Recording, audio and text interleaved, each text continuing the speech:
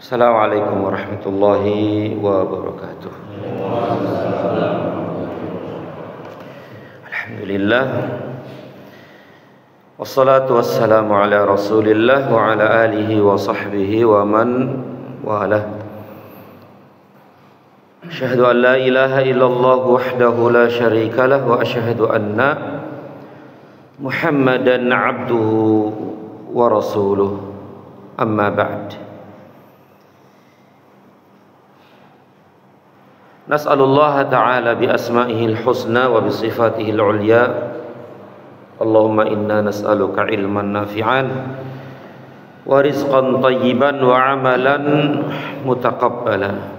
Allahumma 'allimna ma yanfa'una wa anfa'na bima 'allamtana wa zidna ilma. Amin ya rabbal alamin. Ayyuhal ikhwah, a'azzani Allah wa iyyakum, para bapak sekalian dan saudara-saudaraku sekalian yang saya muliakan. Khair semuanya ya. Zahiran wa batinan ya. Lahir batin ya. Lahir sudah terisi, melanjutkan dengan pengisian batin ya. Pengisian batin. Baik, seperti biasa kita akan melanjutkan bahasan kita dalam pembacaan hadis-hadis Nabi yang mulia sallallahu alaihi wasallam, juga athar-athar para sahabat radhiyallahu taala anhum ajmain tentang ciri-ciri fisik, ciri-ciri kesempurnaan fisik Rasulullah sallallahu alaihi wasallam. Apa-apa yang pernah beliau pakai, apa-apa yang pernah beliau kenakan, baik itu pakaian, kendaraan, kemudian tempat makan, tempat minum, dan yang lainnya, termasuk adab-adab beliau, akhlak-akhlak beliau yang mulia sallallahu alaihi wasallam, yaitu dari kitab Syama'ilun Nabi sallallahu alaihi wasallam karya Al-Imam At-Tirmidzi rahimahullahu taala. Tentu dengan harapan kita semakin cinta kepada beliau, semakin rindu kepada beliau sallallahu alaihi wasallam, semakin kuat dalam berpegang teguh kepada sunnah beliau sallallahu alaihi wasallam. Dan puncaknya adalah bertemunya kita dengan beliau sallallahu alaihi wasallam di akhirat nanti. Amin rabbal alamin. Dan inilah hakikat dari cinta ya, inilah hakikat dari cinta. Itu cinta kepada beliau sallallahu alaihi wasallam dengan cara mempelajari ini. Tapi pada pertemuan yang lalu telah kita bahas tentang minyak wangi. Rasulullah sallallahu alaihi wasallam menggunakan minyak wangi. Maja'a fi ta'atturi Rasulillah sallallahu alaihi wasallam. Rasulullah sallallahu alaihi wasallam menggunakan minyak wangi. Sudah kita jelaskan dan sudah kita baca semua dalil yang dibawakan oleh penulis rahimahullahu taala. Sekarang kita melanjutkan bab yang ke-34, bagaimana Rasulullah sallallahu alaihi wasallam berbicara. Bicaranya Rasul itu seperti apa? Ngomongnya beliau itu seperti apa? Umumnya, baik ketika berbicara dengan para sahabat seperti ini, atau ketika beliau berkhutbah di hadapan para sahabat. Bagaimana sih ciri-ciri ya berbicaranya beliau sallallahu alaihi wasallam? Masya Allah ya. Tentu cara berbicara beliau itu akan disebutkan dalam hadis-hadis yang dibawakan oleh penulis rahimahullahu taala. Dan penulis membawakan berapa dalil ini? 1, 2, 3, 4 dalil saja. Ini penting kita baca penjelasan dari Syekh Abdul Razak hafizahullah taala, penjabar kitab ini. Kata beliau, saya bacakan langsung terjemahannya karena memang bawanya terjemahan. Penulis rahimahullah ta'ala membuat bab ini untuk menjelaskan bagaimana tata cara Rasulullah SAW berbicara. Karena Rasulullah SAW adalah makhluk yang paling fasih bicara, paling enak kata-katanya, meduk, enak, paling cepat melaksanakan dan paling indah ucapannya, sehingga ucapannya dapat menarik semua hati dan dapat menawan semua ruh. Musuh-musuhnya bersaksi dengan hal tersebut, karena ketika beliau berbicara maka beliau mengucapkan kata-kata dengan jelas dan terang. Jumlah kata-katanya dapat dihitung oleh orang yang mau menghitungnya. Ya Allah. Bukan seperti orang yang berbicara cepat. Mungkin kayak saya cepat ya. Enggak ya? Cukup ya? Cukup. Sehingga tidak dapat diingat, nyerocos itu kan. Sulit untuk diingat, sehingga tidak dapat diingat oleh orang-orang yang mendengarnya. Juga tidak banyak berhenti sehingga banyak jeda antara tiap kata. Akan tetapi petunjuk Nabi SAW dalam masalah berbicara adalah petunjuk yang paling sempurna. Kalau antum mendengar bicaranya pejabar kitab ini, mirip ya dengan cara bicara beliau sallallahu alaihi wasallam.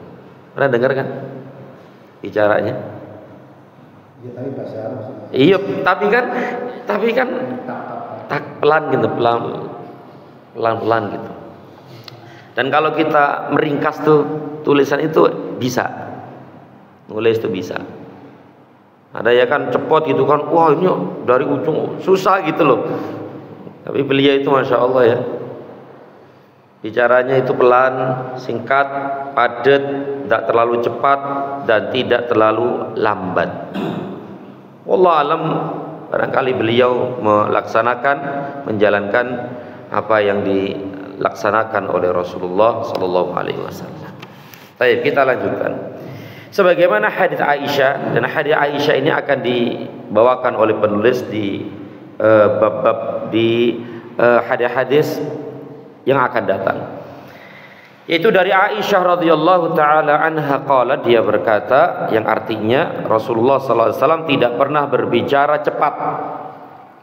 Kalau di sini nyerocos bahasa Jawa atau bahasa Indonesia?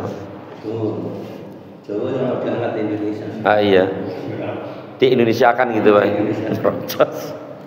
Ini kata Aisyah, istri-istri beliau, berarti ya hampir tiap hari ketemu berdialog, bicara begitu.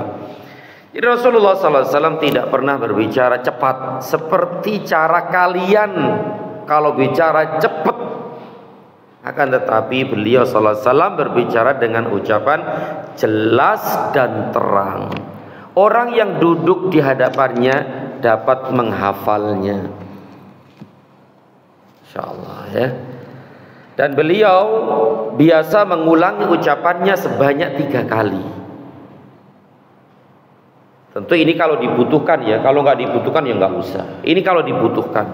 Atau mungkin perkara ini penting banget, perkaranya penting banget sehingga beliau mengulang 3 kali. Atau dibutuhkan. Kalau nggak dibutuhkan ya biasa aja, lempeng begitu. Nah ini sering beliau mengucapkan ucapannya itu dengan sampai 3 kali. Tujuannya apa? Agar orang yang mendengarnya dapat memahaminya. Sering kan kita menemukan hadis-hadis seperti ini. Beliau mengucapkan 3 kali, beliau mengucapkan 2 kali, beliau mengucapkan 3 kali. Seperti itu ya. Jadi agar si pendengar ini paham. Dan jika beliau sallallahu alaihi wasallam mengucapkan salam, maka beliau mengucapkan 3 kali. Beliau sallallahu alaihi wasallam biasanya banyak berdiam. Dan memang seperti itu dulu kita bahas. Demikian juga beliau itu banyak berdiam. Diamnya beliau itu berpikir, merenung. Ya. Tidak bicara dalam hal yang tidak dibutuhkan. Beliau sallallahu alaihi wasallam membuka pembicaraan dan menutupnya dengan kedua sudut mulutnya. Artinya di sini jelas.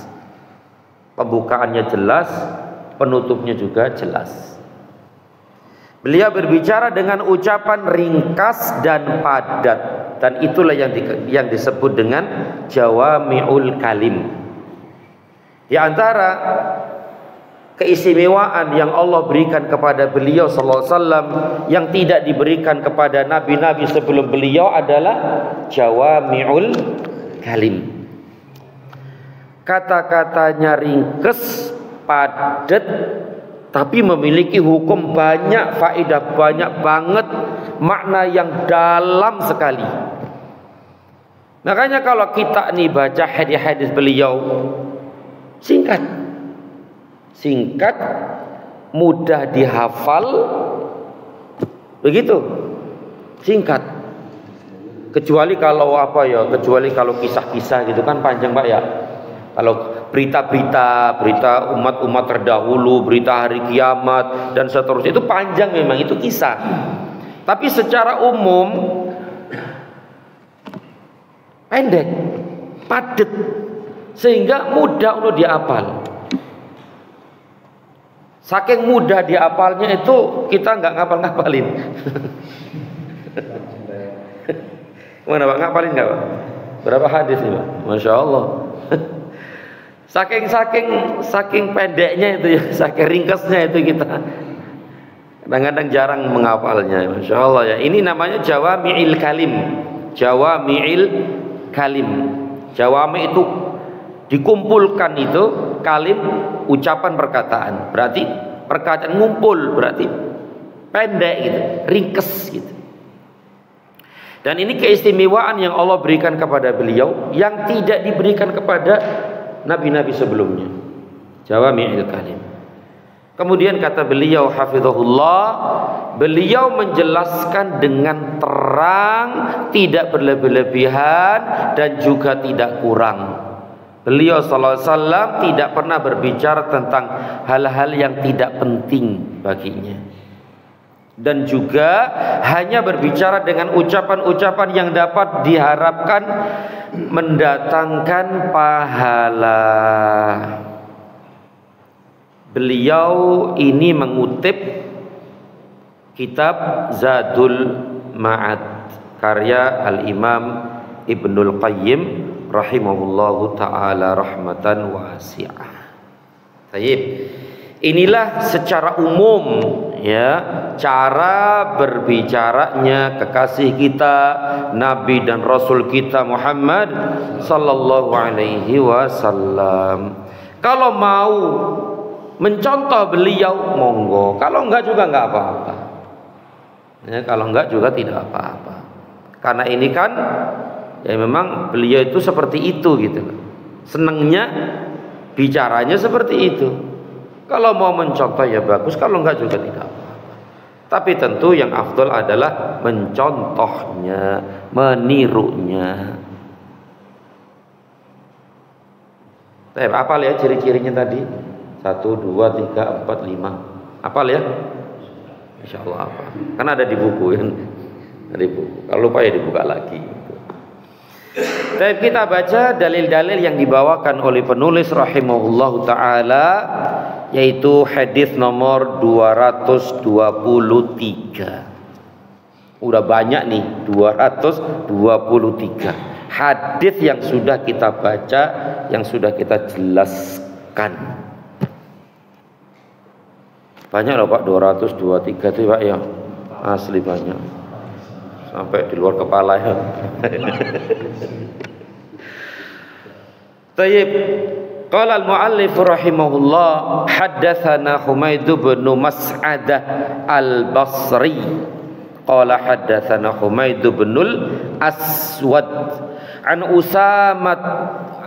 Usamah bin Zaidin an Az-Zuhri an Urwata an Aisyah qalat. Sanad hadis ini sampai kepada Aisyah radhiyallahu taala anha qalat, dia berkata, maka Rasulullah sallallahu alaihi wasallam yasrudu sardakum hadza walakinnahu kana yatakallamu bikalamin bayyinin faslin yahfazuhu man jalasa ilaihi. Kata ibunda kita, ibunda kaum muslimin Aisyah radhiyallahu anha, Rasulullah sallallahu alaihi wasallam, makana berarti kebiasaan beliau seperti itu gitu. Makana adalah Rasul sallallahu alaihi wasallam biasa seperti itu gitu. Apa? Tidak pernah berbicara cepat, nyerocos, seperti cara kalian nyerocos ini. Akan tetapi beliau berbicara dengan bayin, dengan kalam, ucapan bayin, jelas, tegas, gamblang, cetok, welo-welo, tonpo tedeng, aling-aling, gamblang banget. Ya Allah, bagaimana orang itu nggak tertarik dengan beliau? Dari wajahnya saja itu orang langsung cinta gitu kan, apalagi dari tutur katanya. Kalau masih ada yang nggak beriman kepada beliau, itu sudah kebarus banget gitu. Sudah menentang banget, sudah sombongnya nggak ketulungan. Kayak Abu Jahal dan yang lainnya itu sudah sombong banget. Udah tahu dari kecilnya, akhlaknya, adabnya, wajahnya yang tidak menampakkan kebohongan, kedustaan, tutur katanya selalu jujur, indah dan seperti ini. Itu tetap nggak percaya, itu kan sudah benar-benar hatinya itu gimana. Dan secara umum bahwa orang-orang yang menerima Islam, beriman kepada beliau itu karena akhlak beliau kan, termasuk tutur kata beliau yang mulia ini. Kalau nggak beriman ya sudah, itu sudah kebarus dan sudah kebangetan banget. Nih ya, pengakuan dari istri beliau yang mulia ya, yaitu beliau berbicara dengan ucapan yang jelas, bayin itu jelas banget. Faslin itu ya jelas dan terang gitu, gamblang banget gitu. Yahfazuhu man jalasa ilaihi. Faslin itu ini loh Pak ya, faslin itu tek nggak nyerocos gitu loh. Istilahnya perkata satu kata itu bisa apa ya, jeda-jeda gitu loh, satu gitu loh, nggak disambung gitu, satu gitu, namanya fasl. Jadi udah jelas, gamblang, kemudian perkata gitu, perkata sehingga apa, kata Aisyah radhiyallahu anha, orang yang duduk di hadapannya dapat menghafalnya. Ya, mudah menghafalnya, cepat menghafalnya. Makanya para sahabat itu menyampaikan hadis-hadis yang pernah mereka dengar dari Nabi sallallahu alaihi wasallam itu dengan hafalan. Sebagian mereka ya ditulis, sebagian mereka ya dihafalin. Di samping secara umum mereka itu di antara keistimewaan orang-orang Arab itu hafalan. Makanya mereka itu adalah umat yang ummi. Para sahabat dan yang lainnya ya, waktu itu mereka adalah ummi. Ummi itu apa? Ummi itu nggak baca, nggak nulis. umat yang tidak membaca dan tidak menulis. Bukan berarti mereka itu nggak bisa baca, nggak bisa nulis. Artinya apa? Artinya mereka itu mengandalkan hafalan. Tidak biasa mereka nulis. Bisa sih nulis, baca, bisa. Tapi mereka itu bagus dalam menghafal. Beda dengan umat-umat misalnya Romawi, Persia dan yang lainnya, mereka itu ngadali nulis. Ngiket ucapan-ucapan perkataan itu dengan tulisan. Tapi para sahabat enggak, pakai hafalan. Mereka canggih dalam menghafal. Kemudian yang dihafal dari lisan Rasul sallallahu alaihi wasallam.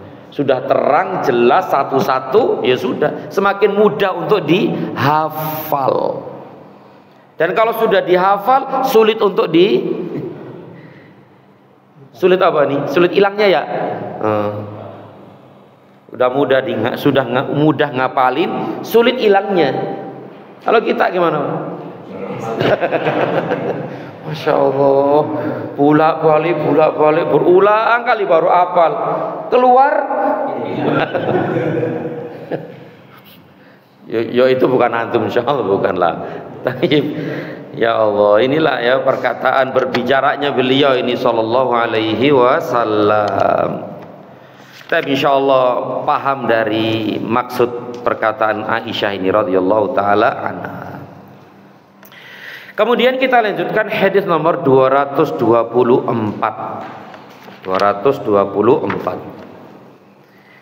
Haddatsana Muhammad bin Yahya qala haddatsana Abu Qutaibah Salmu bin Qutaibah an Abdullah bin al-Muthanna an Sumamah an Anas bin Malik. Sanad hadis ini sampai kepada sahabat yang mulia, pembantu Rasul sallallahu alaihi wasallam, yaitu Anas bin Malik radhiyallahu anhu. Qala, dia berkata, kana Rasulullah sallallahu alaihi wasallam yu'idul kalimata thalathan litu'qala anhu. Ini pengakuan Anas. Tentu Anas tahulah tentang kepribadian Rasul sallallahu alaihi wasallam, karena Anas ini pembantu Rasul selama 10 tahun, selama Nabi di Madinah sampai meninggal dunia tuh. Tentu Anas bin Malik paham betul ya tentang karakteristik dan kepribadian Rasul sallallahu alaihi wasallam, termasuk cara bicaranya. Makanya kalau kita perhatikan hadis-hadis yang ada di kitab ini dari awal sampai sekarang ini, kebanyakan hadis siapa? Anas. Termasuk hadis Aisyah. Itu orang-orang dekat sama beliau gitu. Karena kan berkaitan dengan fisik beliau, pakaian beliau, kendaraan beliau dan seterusnya. Termasuk cara bicara beliau ini sallallahu alaihi wasallam ya. Dari Anas bin Malik radhiyallahu anhu qala, dia berkata, kana Rasulullah sallallahu alaihi wasallam yu'idul kalimah. Rasulullah sallallahu alaihi wasallam biasa mengulangi ucapan beliau sebanyak 3 kali. Maksudnya di sini adalah kalau memang dibutuhkan. Kalau memang dibutuhkan atau yang disampaikan itu penting. Yang diharapkan pendengar ini hafal banget, paham, ngerti. Itu. Maka beliau mengulang 3 kali. Tujuannya apa? Li yu'idul kalimata thalathan lituqalam anhu, agar benar-benar dapat difahami, agar benar-benar dapat dipahami. Baik. Ini hadis 224. Sekarang masuk 225. Dan hadis ini cukup panjang dan mungkin kita langsung baca terjemahannya. Tapi hadis ini dhaif ya, hadis ini dhaif, hadis ini lemah. Ya, lemah. Tidak sahih. Tidak hasan, tidak sahih, berarti dhaif, lemah. Tapi secara makna benar. Secara makna sahih dia ini.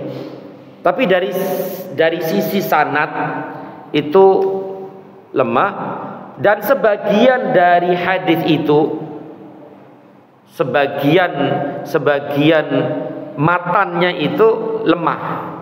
Ya, sebagian, tapi sebagian besarnya sahih, benar. Ya, benar karena didukung oleh dalil-dalil yang lain yang sahih. Begitu.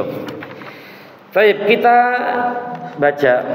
Haddatsana Sufyan bin Waqi' qala haddatsana Jumai' bin Umar bin Abdurrahman al-Ijli qala haddatsani rajulun min bani Tamimin min waladi Abi Halah zauji Khadijata yukna Aba Abdillah an ibnin li Abi Halah anil Hasan bin Ali qalat. Sanad hadis ini sampai kepada Hasan bin Ali radhiyallahu taala anhum ajmain. Baik, kita baca langsung terjemahannya. Sufyan bin Waqi' bercerita kepada kami, ia berkata, Jumai' bin Umair bin Abdurrahman al-Ijli bercerita kepada kami, ia berkata, ada seseorang dari Bani Tamim yang merupakan salah satu anak Abu Halah, yaitu suami Khadijah sebelum Nabi Muhammad SAW. Abu Halah, istrinya Khadijah, suami Khadijah sebelum dinikahi oleh Nabi SAW. Ya, yang berkunyah Abu Abdillah, bercerita kepadaku dari Ibnu Abi Halah dari Al Hasan bin Ali, dari Hasan bin Ali bin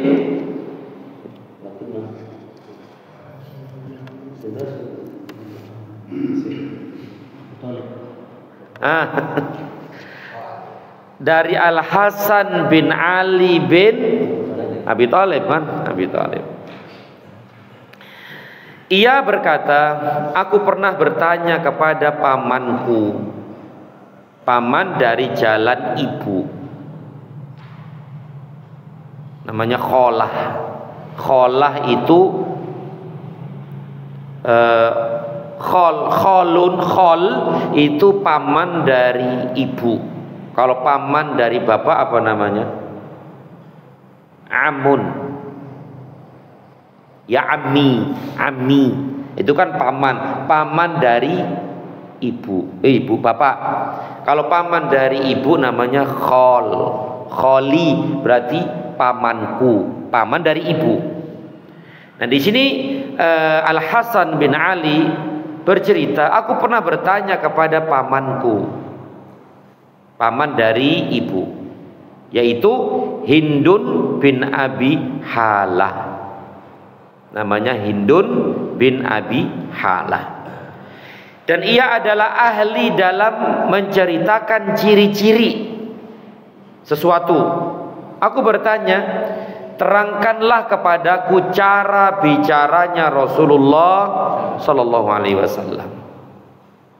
Ia menjawab, Rasulullah Sallallahu Alaihi Wasallam senantiasa bersedih yang bersambung. Nah, ini dia sebab terjadinya kedhaifan hadis ini. Jadi salah satu matan itu redaksi hadis. Salah satunya ini yang membuat hadis ini dhaif, lemah. Kok bisa Nabi itu senantiasa bersedih? Padahal nggak mungkin. Beliau selalu bahagia. Beliau selalu senang. Beliau selalu bahagia terus menerus. Nah, tapi kok dikatakan beliau senantiasa bersedih, yang bersambung. Berarti selalu sedih. Nah, ini keganjilan nih, keganjilan yang menjadikan hadis ini dhaif. Bertentangan dengan hadis-hadis yang sahih yang begitu banyak menunjukkan beliau itu selalu bahagia, selalu senang. Meskipun beliau hidup dalam kemiskinan, meskipun dalam keadaan kekurangan ini, kekurangan itu, tapi beliau adalah orang yang paling bahagia. Bagaimana tidak bahagia? Beliau adalah orang yang paling kuat imannya, yang paling mengenal Allah, yang telah diampuni dosa dan kesalahan yang telah lalu dan yang akan datang, yang sudah dijamin masuk surga. Beliau yang pertama kali masuk surga. Beliau gimana nggak bahagia? Nah, ini keganjilan dari sebab kedhaifan hadis ini. Ya, bahwa Rasulullah SAW senantiasa bersedih yang bersambung. Terus, ini yang pertama. Yang kedua, selalu berpikir. Nah, ini benar. Beliau itu banyak diamnya gitu loh. Beliau itu banyak diamnya, dan diam beliau itu berpikir. Dua, yang ketiga, beliau tidak memiliki bau busuk. Betul, riwayat-riwayat sebelumnya beliau itu wangi keringetnya, apalagi beliau itu selalu pakai minyak wangi. Nih, kemudian banyak diam. Betul, beliau itu banyak diam, banyak berpikir. Tidak berbicara dalam hal-hal yang tidak diperlukan. Benar. Beliau sallallahu alaihi wasallam membuka pembicaraan dan menutupnya dengan menyebut nama Allah. Betul. Beliau berbicara dengan jawami'il kalim. Betul. Ringkes, padat, mudah dihafal, mudah dipaham, tapi memiliki makna yang luas banget, faidah yang sangat luas sekali. Jawami'il kalim. Kemudian ucapannya jelas, gamblang, tidak berlebih-lebihan atau terlalu singkat. Enggak berlebih-lebihan dan tidak terlalu singkat. Betul. Juga tidak omong kosong atau ucapan remeh yang tidak ada maknanya. Beliau sallallahu alaihi wasallam mengagungkan semua nikmat meskipun sangat kecil. Betul. Mengagungkan semua nikmat yang Allah berikan kepadanya meskipun itu sangat kecil. Beliau tidak pernah melecehkan nikmat apapun. Ketika tidak suka dengan suatu makanan, beliau tidak mencelaknya dan juga tidak memujinya. Ini kan riwayat-riwayat itu sudah berlalu kan? Sudah berlalu masalah makanan, minuman, lauk pauk, dan seterusnya. Kemudian dunia tidak akan dapat membuatnya marah. Juga apa saja yang ada dalam dunia ini. Betul. Meskipun beliau hidup dalam keadaan seperti itu, beliau tidak ngersulok, tidak marah dengan apa yang beliau dapatkan dari dunia. Tentang kezuhudan, bagaimana kezuhudan beliau, makanan beliau, dulu sudah kita sebutkan, lauk pauk beliau, roti beliau Pak ya, roti beliau, bagaimana menunjukkan akan benar-benar kezuhudan beliau sallallahu alaihi wasallam, serba kekurangan beliau. Nanya ada makanan, nggak ada, kalau gitu puasa. Kalau nggak ada, ya nggak ada sama sekali. Dan beliau itu sering lapar, dan beliau itu sering tidur dalam keadaan lapar. Begitu juga istri-istri beliau. Beliau tidak pernah ngersulok, tidak pernah marah-marah dengan keadaan seperti itu. Kenapa? Karena beliau tidak memikirkan itu semua. Karena beliau tidak memikirkan dunia. Beliau hanya memikirkan akhirat, mikirin umatnya, mikirin akhirat, mikirin kiamat itu nanti seperti ini, seperti itu, seperti itu, seperti ini. Makanya dulu sudah kita bahas uban beliau gimana Pak ya? Uban beliau sedikit, tidak lebih dari kurang dari 20 lembar helai. Baik itu rambut kepala maupun jenggot.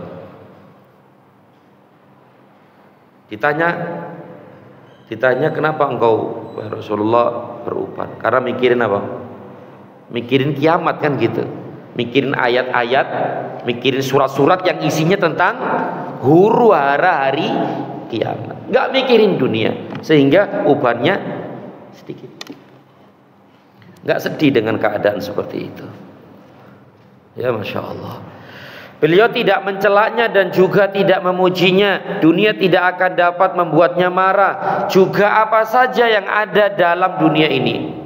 Jika kebenaran dilanggar, maka beliau tidak bangkit untuk marah, kecuali hanya untuk membela kebenaran tersebut. Beliau tidak pernah marah karena dirinya sendiri atau membelanya. Betul. Beliau Masya Allah dicela, dimaki, dihina, disakiti, ini itu. Beliau tidak dendam. Beliau tidak membalasnya. Beliau tidak ini, tidak itu. Dibiarkan saja. Bahkan beliau memaafkannya. Tuh ini dia. Kalau berkaitan dengan diri beliau nggak marah. Tapi jangan macam-macam kalau mengusik urusan agama. Kalau urusan dunia, urusan beliau pribadi, beliau nggak marah. Dan kita tahu semua lah bagaimana khususnya awal-awal beliau berdakwah kan Pak ya. Beliau dibilang ini, bilang gila, dibilang majnun, dibilang dukun, dibilang murtad, dibilang ini, bilang itu. Tapi beliau nggak marah. Beliau tidak balas, beliau tidak dendam. Bahkan ketika beliau telah menguasai mereka dalam peristiwa Fathu Mekah, beliau memaafkan mereka enggak? Ya. Iya, beliau memaafkan semua. Idhabu antum tulaqa. Pergi kalian semua, kalian bebas. Kecuali ada orang-orang yang memang ditunjuk oleh Nabi bunuh. Itu pun kalau tidak salah 10 orang. 10 orang musyrik nih yang di mana saja menemukan orang ini bunuh penggal lehernya. Karena mereka sudah keterlaluan gitu, sudah keterlaluan. Tapi secara umum beliau memaafkan mereka semua karena berkaitan dengan diri beliau, ya sallallahu alaihi wasallam. Baik. Kemudian jika beliau menunjuk, maka menunjuk dengan seluruh telapak tangannya. Dan jika beliau merasa takjub, maka beliau membalikannya. Jika beliau berbicara, maka beliau menyambungkannya dan memukulkan telapak tangan kanannya ke telapak ibu jari tangan kiri. Dan jika beliau marah, maka beliau berpaling dan bersungguh-sungguh. Jika beliau bergembira, maka beliau menundukkan ujung matanya. Seluruh tertawanya beliau hanyalah berbentuk senyuman saja yang menetes seperti rintik-rintik dari awan. Tapi sekali lagi hadis ini dhaif, lemah, sebagaimana perkataan penjabar kitab ini, hafizahullah. Ini adalah bagian dari hadis panjang yang sebagiannya sudah disebutkan sebelumnya di riwayat-riwayat sebelumnya. Dan sudah dijelaskan bahwa hadis ini tidak sahih. Di antara bukti sebab kedhaifan hadis ini tadi sudah kita sebutkan di awal, perkataan Hindun, Rasulullah SAW senantiasa bersedih yang bersambung. Nah, tadi sudah kita jelaskan. Ibnul Qayyim berkata dalam kitab Madarijus Salikin, hadits Hindun bin Abi Halah tentang sifat Rasulullah SAW senantiasa bersedih yang bersambung adalah hadits yang tidak sahih. Di dalam sanadnya ada perawi yang tidak dikenal Dan bagaimana mungkin Rasul sallallahu alaihi wasallam senantiasa bersedih yang bersambung, padahal Allah telah menjaganya dari kesedihan dunia dan sebab-sebabnya, serta melarangnya bersedih karena tindakan-tindakan orang-orang kafir. Allah juga telah mengampuni dosa-dosanya yang telah lalu dan yang akan datang. Lalu dari mana datangnya kesedihan yang menimpanya? Akan tetapi yang benar, beliau selalu bahagia dan selalu tersenyum. Inilah para bapak sekalian dan saudara-saudaraku sekalian yang dimuliakan Allah Subhanahu wa taala, hadis-hadis yang dibawakan oleh penulis rahimahullah tentang cara berbicaranya Nabi kita Muhammad sallallahu alaihi wasallam menunjukkan begitu mulia akhlak beliau, begitu tinggi adab-adab beliau sallallahu alaihi wasallam. Dan kita lanjutkan apa udah Pak? Ya. Masya Allah.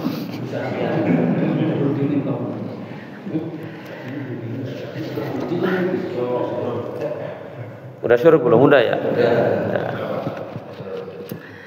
Insya Allah kita bahas nanti nih setelah Ramadan ya. Atau mungkin Ramadan ya? Ramadan. Kalau nggak libur ya. Ini biasanya libur ya Ramadan? Enggak. Jalan kan ya? Tertawanya Rasulullah SAW. Tertawa beliau itu senyum, tidak terbahak-bahak, senyum. Kalaupun mentok ketawa itu hanya kelihatan giginya. Nah, itu loh tertawanya beliau. Gimana orang gak seneng gitu loh, ya Allah ya. Bagaimana orang itu gak terpikat ya hati mereka dengan beliau sallallahu alaihi wasallam. Tertawanya seperti itu, bicaranya seperti itu, sikap beliau seperti itu. Ketika beliau dipanggil, nggak noleh cuman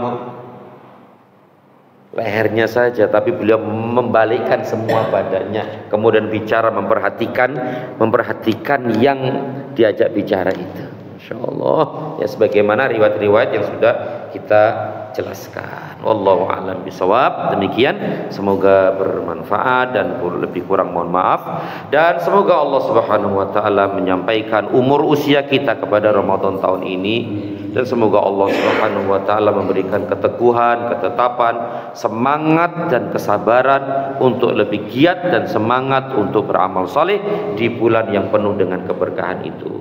Amin ya rabbal alamin. Wa sallallahu ala Muhammad wa ala alihi wa sahbihi wa sallam. Subhanakallahumma wa bihamdika asyhadu an la ilaha illa anta astaghfiruka wa atubu ilaik. Assalamualaikum warahmatullahi wabarakatuh.